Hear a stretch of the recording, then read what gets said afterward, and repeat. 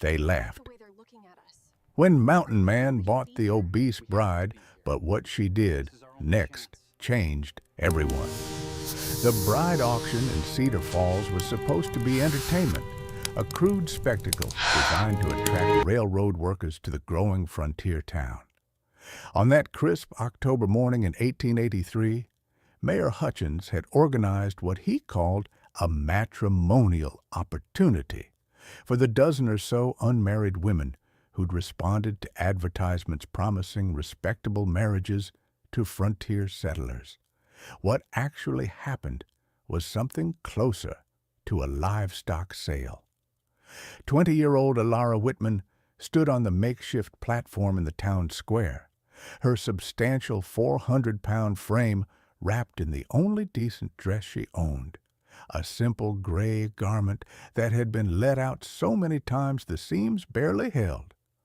Around her stood 11 other women, all significantly smaller, all more conventionally attractive, all looking terrified as the crowd of men evaluated them like prizes at a county fair. "Now, gentlemen," Mayor Hutchins called out with the enthusiasm of a carnival barker, "here we have 12 fine ladies seeking matrimony with hard-working frontier men. Bidding starts at $5 for any lady of your choosing. Let's see who can provide these ladies with good homes." The crowd's reaction was immediate and predictable. Men surged forward to bid on the prettier women, voices raised in competition, money waved in the air. But when it came to Elara, the reaction was very different. "Look at the size of that one," someone called out with cruel laughter. "She'd eat you out of house and home. I wouldn't pay 5 cents for that, let alone $5.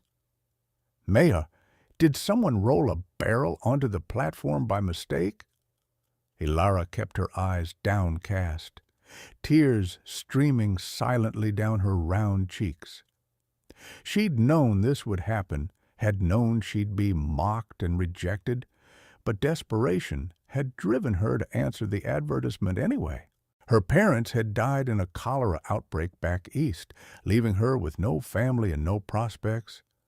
The matrimonial opportunity had seemed like her only chance for a new life, even if that life came with humiliation. As the other women were claimed one by one, some for as much as $20, Elara remained alone on the platform. The crowd's mockery continued, growing crueler as men tried to outdo each other with increasingly degrading comments about her size. Finally, only Elara remained.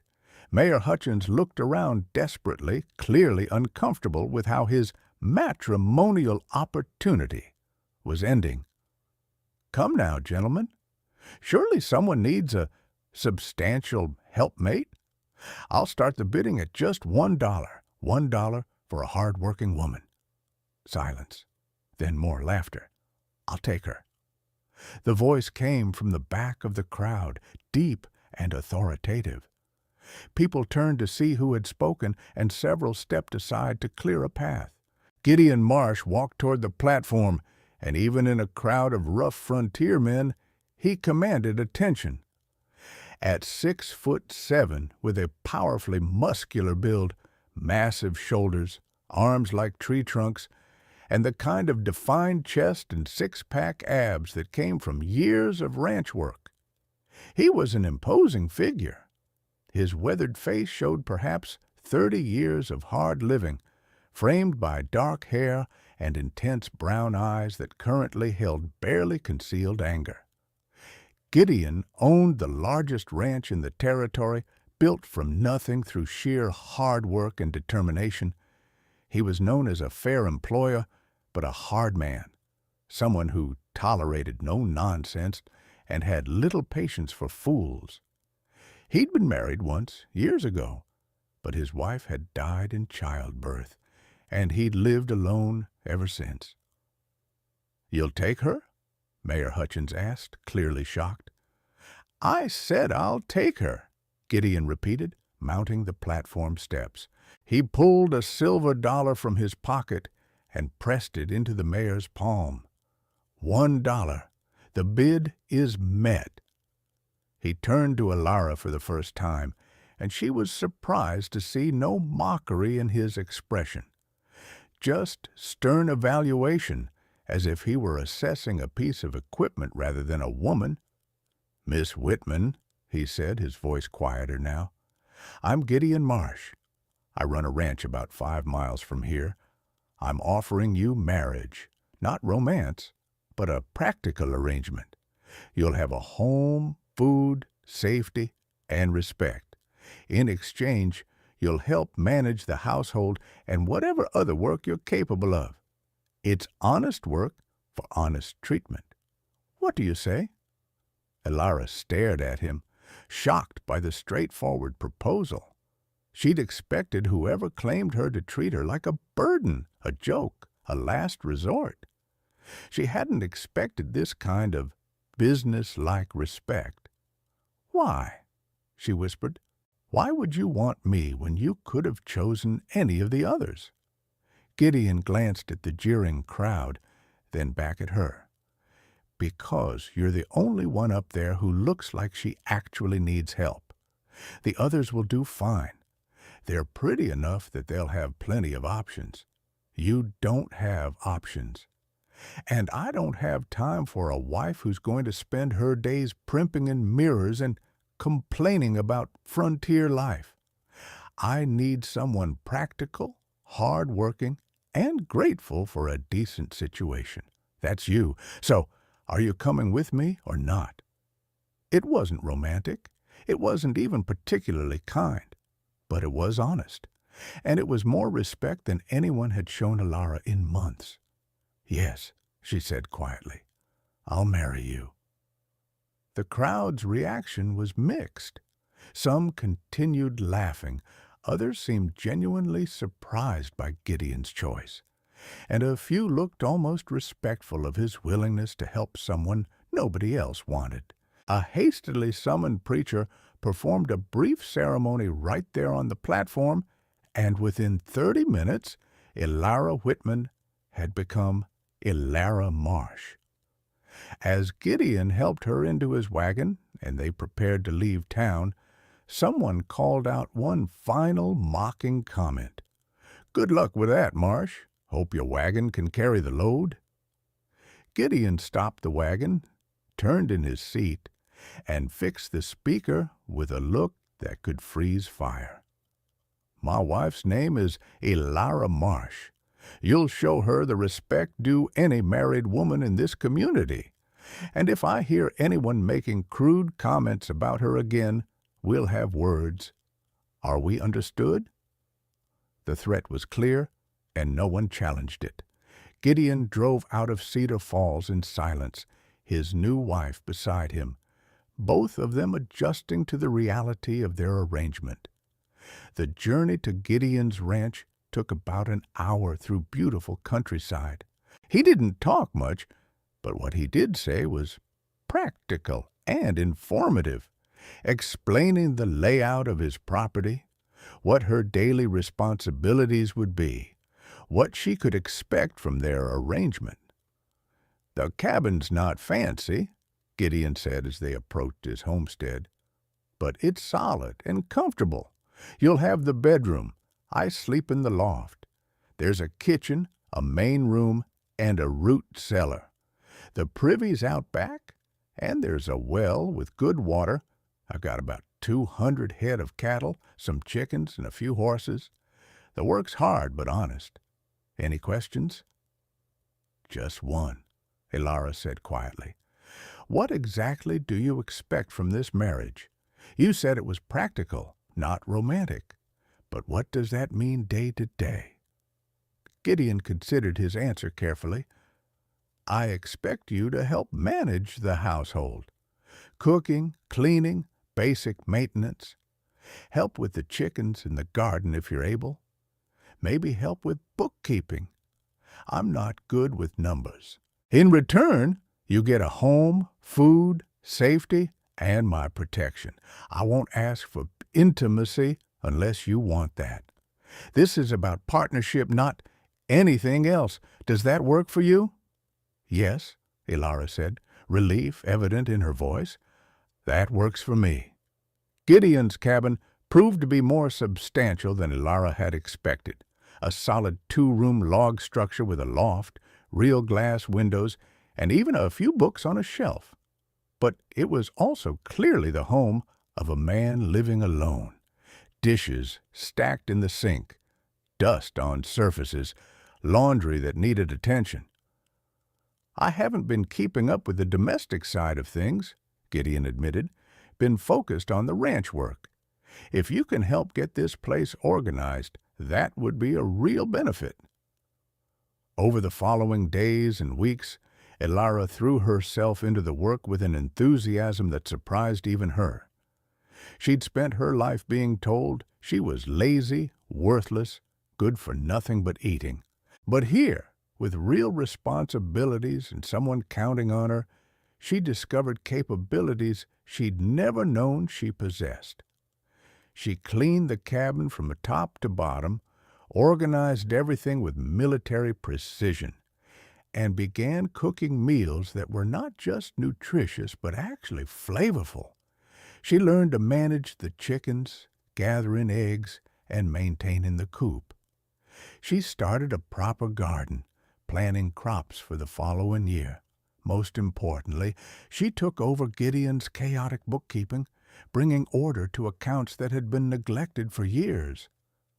"These numbers don't make sense," Elara said one evening, looking through Gideon's ledgers.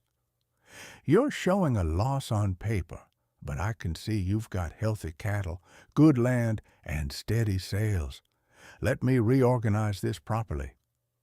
Within a week, she'd created a bookkeeping system that actually tracked income and expenses accurately.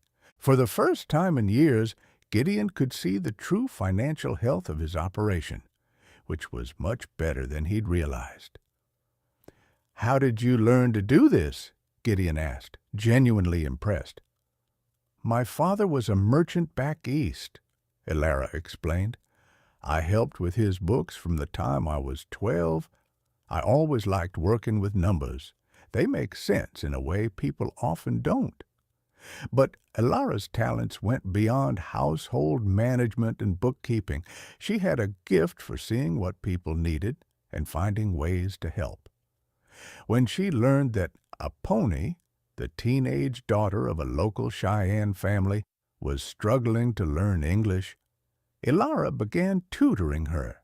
When the railroad workers complained about the terrible food available in town, Elara started baking bread and selling it to them, creating a small but steady income stream for the ranch. Gideon watched these developments with growing amazement. The woman he'd married as a practical arrangement was transforming not just his household, but his entire operation. More than that, she was changing how people in the community saw his ranch, and by extension, how they saw her. "I've never seen anything like it," said Tom Bradley, one of Gideon's neighbors, during a visit. "The way she's organized your place, the bread she's been selling to the railroad crews, the kindness she's shown to that Indian girl. People are starting to talk about her differently. Instead of Gideon's fat wife, they're calling her Mrs. Marsh, who makes the best bread in the territory." Gideon was finding himself looking at Elara differently, too. What had started as a marriage of convenience was slowly becoming something deeper. He found himself genuinely enjoying her company, appreciating her intelligence, respecting her work ethic, and her kindness to others. More concerning, he was beginning to find her physically attractive, not despite her size, but as part of who she was. Her substantial presence was comforting, reassuring, real in a way that matched her practical nature. The crisis that would test their developing relationship came when railroad agent Marcus Thorne arrived with disturbing news about Gideon's land rights. "I'm afraid there's a problem, Marsh," Thorne said. reviewing documents in Gideon's kitchen while Elara served coffee. Your homestead claim was filed as a bachelor. Now that you're married, the territorial law requires you to refile with your wife's information included. But there's a complication. There's a record of your wife being previously married to a man named Silas Whitman who died in the war. Until we can verify that marriage was legally dissolved by his death, your current marriage might not be valid. And if your marriage isn't valid, your land claim could be challenged. Elara went pale. Silas was my first husband. We married when I was 17. He left for the war 2 weeks after our wedding and was killed at Antietam. I have the death notice. The problem is that there are conflicting records, Thorne explained. Some documents suggest Silas Whitman may have survived the war. Until we can sort this out definitively, your homestead claim is vulnerable. The railroad company has been looking for opportunities to acquire land in this area for a spur line. If your claim is invalid, they could seize the property. Gideon's face went hard. How long do we have? 30 days to provide definitive proof that Mrs. Marsh's first marriage was terminated by her husband's death. If you can't provide that proof, the railroad can file a claim on your land. After Thorne left, Gideon and Elara sat in their kitchen, both trying to process this threat to everything they'd built together. "I'm so sorry," Elara said, tears streaming down her face. "This is my fault. If you hadn't married me, your land would be safe. Maybe we should get the marriage annulled. Protect your ranch." "No," Gideon said firmly. "We'll figure this out together. That's what partners do." But their investigation into Silas Whitman's fate proved frustrating. Military records were incomplete, death notices were sometimes inaccurate, and the chaos of war had left many soldiers' fates uncertain. With only a week left before the railroad's deadline, they still couldn't provide definitive proof that Silas was dead. It was then that a telegram arrived that would shatter Elara's world. The message was brief. Silas Whitman alive, stop located in California, stop seeking wife Elara, stop respond immediately, stop. Elara read the telegram with growing horror. If Silas was alive, then her marriage to Gideon was invalid.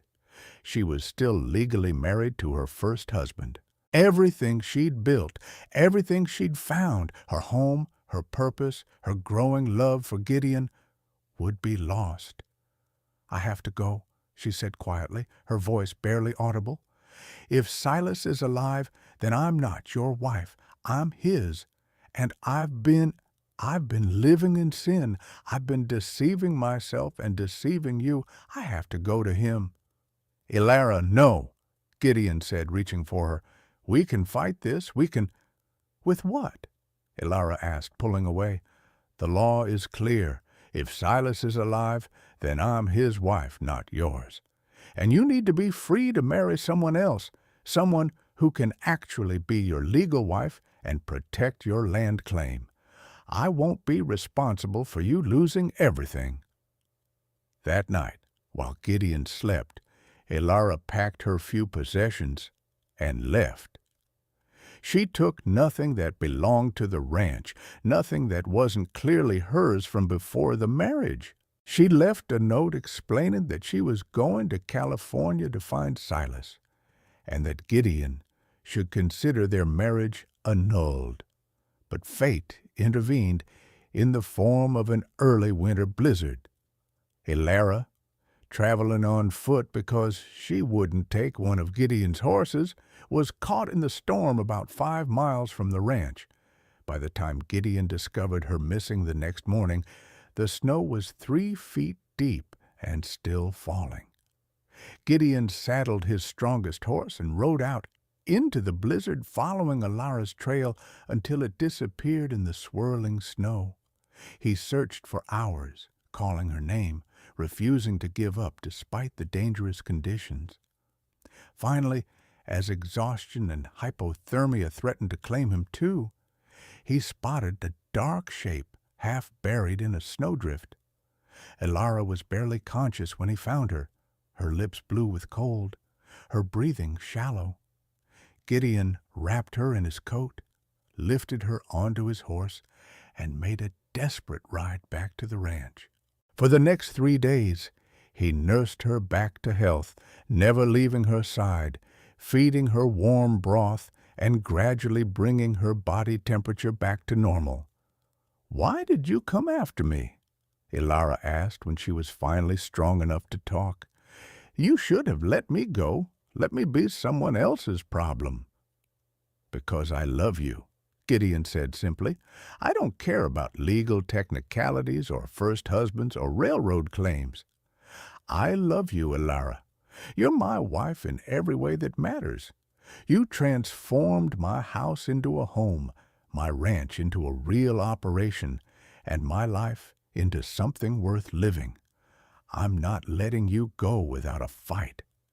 But if Silas is alive, then we'll deal with it together, as partners, as husband and wife, because that's what we are, no matter what any piece of paper says." The resolution came a week later, when another telegram arrived.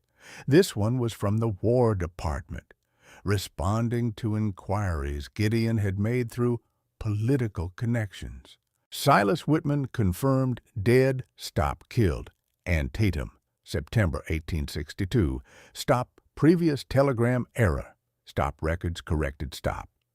The first telegram had been a mistake, a case of mistaken identity involving 2 different Silas Whitmans, one of whom had indeed survived the war and was looking for his wife.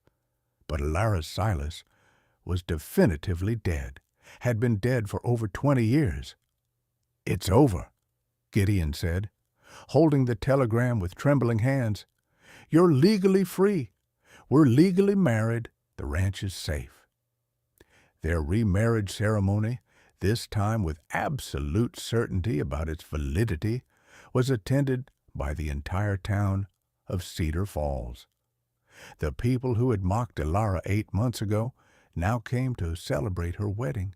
She had won them over not through dramatic gestures, but through consistent kindness, excellent bread, and the simple demonstration that worth had nothing to do with size and everything to do with character. Mayor Hutchins, clearly uncomfortable with his role in the original bride auction, made a point of publicly apologizing. "Mrs. Marsh, I owe you an apology for the way that matrimonial event was conducted. It was inappropriate and cruel.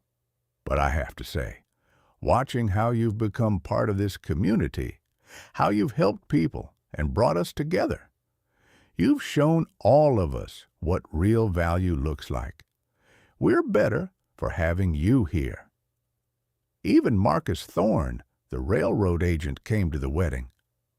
"I have to admit," he said to Gideon, "I was skeptical when you married her. Thought you were just being charitable. But Mrs. Marsh has proven herself to be one of the most capable women in the territory. The railroad company has decided we don't need your land after all. There are other routes that don't require displacing such valued community members." Years later, as Gideon and Alara sat on their porch watching their 3 children play in the yard, they reflected on the extraordinary journey that had brought them together. "Do you remember what people said when you bought me at that auction?" Alara asked. "They laughed, said you'd made a terrible mistake, said you'd regret it within a week." "I remember wanting to throttle half the crowd," Gideon said honestly. "The way they treated you, like you were some kind of joke instead of a person with feelings, made me furious." "And now look," Alara said, gesturing at their thriving ranch, their healthy children, the life they'd built together. The terrible mistake became the best decision you ever made. The fat bride nobody wanted became the partner who helped you build all this. The joke became the foundation of a family. You were never a joke, Gideon said, pulling her close. You were always exactly what I needed, even when I didn't know what that was. You brought order to chaos, purpose to work, and love to loneliness. The people who laughed were blind, Elara. They couldn't see value when it was right in front of them. They see it now, Elara said with satisfaction. When they look at us, at our children, at what we've accomplished, they see it now. And maybe that's the most important thing. Not that they were wrong to laugh, but that they learned to stop laughing, that they learned to see people differently. As the sun set over land that was truly theirs, secured not just by legal documents, but by community respect and mutual love, Gideon and Elara held each other and counted their blessings.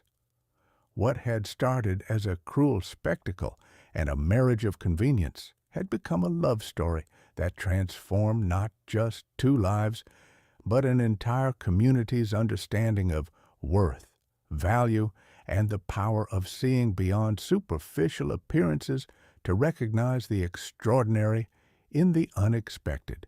The obese bride they had laughed at had indeed changed everyone, not through grand gestures or dramatic demonstrations, but through the steady, quiet revolution of proving that character mattered more than size, that kindness was more valuable than beauty, and that the greatest transformations often came from the most unlikely sources.